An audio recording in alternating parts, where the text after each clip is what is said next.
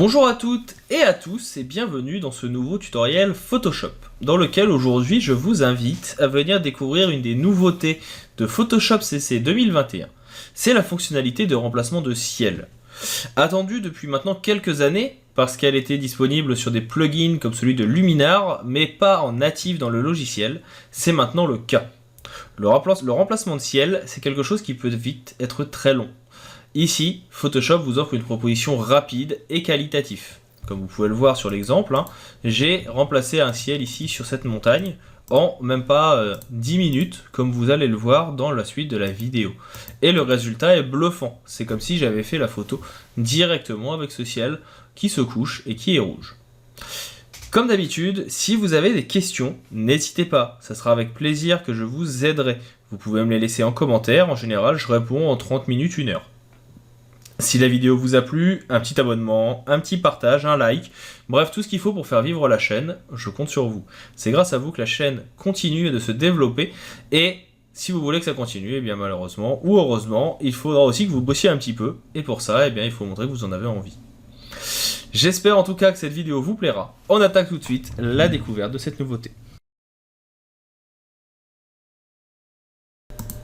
Attaquons donc la découverte de cette nouveauté Photoshop CC 2021 qui est l'outil remplacement de ciel. C'est quelque chose qui existait déjà via des plugins, par exemple celui de Luminar 4.1, 4.2, je ne sais plus, depuis quelques années. Et maintenant, il est possible de venir le faire directement depuis Photoshop. Pour cela, vous allez dans Édition et vous allez ici un bouton qui s'appelle remplacement de ciel ou du ciel. Vous cliquez dessus. Et automatiquement, le logiciel va repérer quel est le ciel de votre photo. Ça peut prendre un petit peu de temps suivant la taille de votre photo et la difficulté de celui-ci. Mais vous voyez que là, il a plutôt bien reconnu. Je dézoome un peu pour que ça se voit mieux.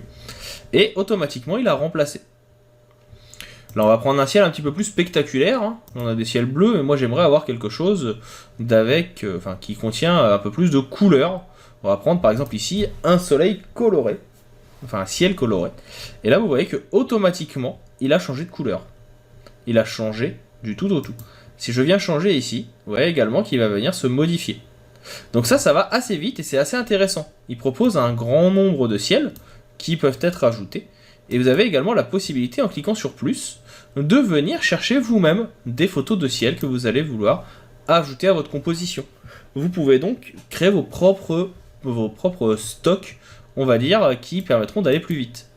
Et d'ailleurs ici, en cliquant sur le petit cercle, donc à cet endroit, petit trou cranté, vous pouvez créer des groupes, renommer ou supprimer des ciels, afficher les ciels qui sont par défaut, et en importer des nouveaux et les exporter. Donc ça c'est assez intéressant, déjà dans un premier temps. En plus de ça, vous avez des petits outils. Déjà un outil de déplacement, qui permet en fait de modifier la photo du ciel que vous allez importer. L'outil ici de sélection, vous pouvez faire Alt et clic droit pour venir agrandir. Et cet outil de sélection ici, qui est en mode incrustation, il va permettre tout simplement en venant peindre de sélectionner certaines parties. Ces parties, après en jouant sur le décalage ici du contour ou non, vous allez pouvoir venir les fusionner. Là vous voyez qu'on va fusionner avec l'ancien ciel pour créer un effet qu'on appelle de perspective atmosphérique et que les ciels soient mieux mélangés. On remet ici un avant-après pour que vous puissiez voir et vous voyez donc que de cette façon ça mélange au mieux. Si vous trouvez que le mélange n'est pas adéquat, par exemple si j'avais pris un ciel vraiment beaucoup plus coloré, on voit que c'est pas forcément adéquat. Par contre, vous voyez qu'en fait ils sont venus ajouter ici de la lueur directement. Ça se joue avec les fameux décalages de contour, vous voyez que j'augmente, qui vont permettre de venir incruster notre ciel sur le fond.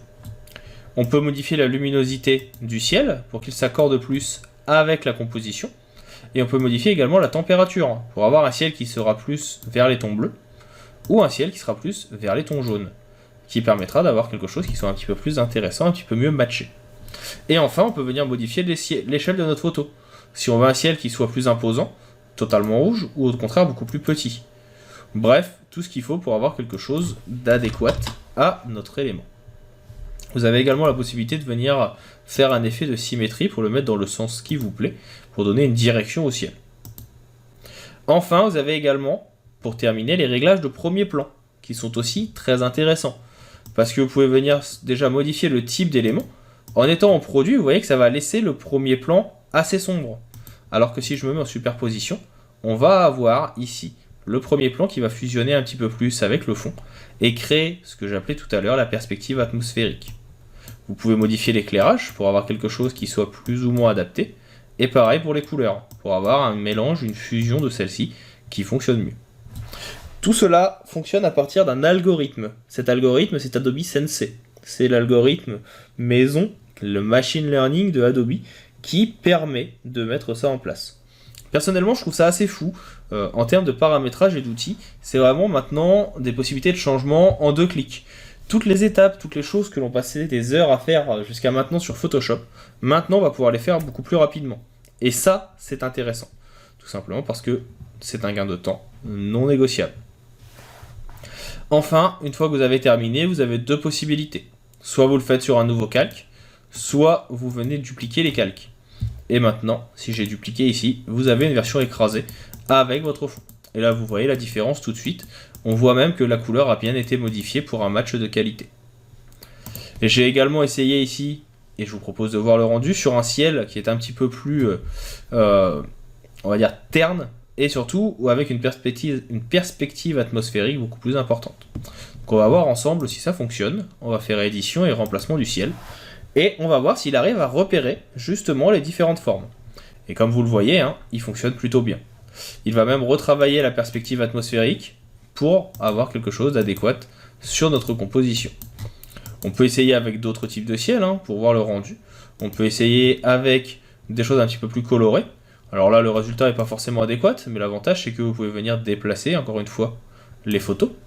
On peut venir en chercher d'autres qui vont être un petit peu moins spectaculaires, qui iront peut-être plus avec la thématique, comme celle-ci. Là, je vais peut-être la remonter un petit peu.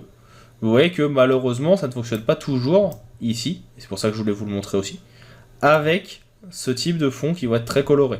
C'est là où il va être important de venir jouer sur le réglage de la lumière. On va peut-être venir assombrir ou éclaircir. On va jouer également sur les réglages de couleur et sur la température, ce qu'on avait tout à l'heure. On va peut-être avoir ici besoin d'avoir une température un peu plus verte. Avoir une échelle peut-être un peu plus grande pour que le ciel soit un peu plus visible. Jouer également sur l'atténuation des contours pour que ça se fusionne un peu mieux. Ou au contraire, que ça se fusionne un peu moins. Bref, là c'est le moment où on va devoir vraiment travailler pour avoir un fond qui s'incruste au mieux. Mais ça permet déjà de gagner beaucoup de temps. Ça c'est surtout pour les gens que je connais qui font du concept art et qui pourront gagner pas mal de temps avec ça, qui n'auront plus besoin de passer des heures à essayer de remplacer le ciel, à trouver comment bien le caler et retoucher la lumière. Ici, c'est fait automatiquement. Donc voilà pour cette petite présentation de cette nouveauté CC 2021 que je tenais à vous présenter. Comme d'habitude, si jamais vous avez des questions, je suis disponible dans les commentaires. Je réponds en général en 1 ou 2 heures. Donc n'hésitez pas, vous pouvez me proposer des sujets thématiques si jamais vous avez des soucis sur le logiciel, me poser des questions sur le tutoriel ou sur d'autres. Bref, je suis à votre service pour vous aider à mieux maîtriser ces outils. Si la vidéo vous a plu, un petit partage, un petit like, un petit commentaire, ça permet de faire vivre la chaîne et qu'elle continue de se développer. J'ai le secret inavouable déjà d'atteindre les 10K avant la fin de l'année 2020, on y approche, et après pourquoi pas, les 15. Allons-y. J'espère en tout cas que la vidéo vous a plu, on en a maintenant terminé, on va devoir se quitter, et il ne me reste plus qu'à vous dire à bientôt pour d'autres tutoriels.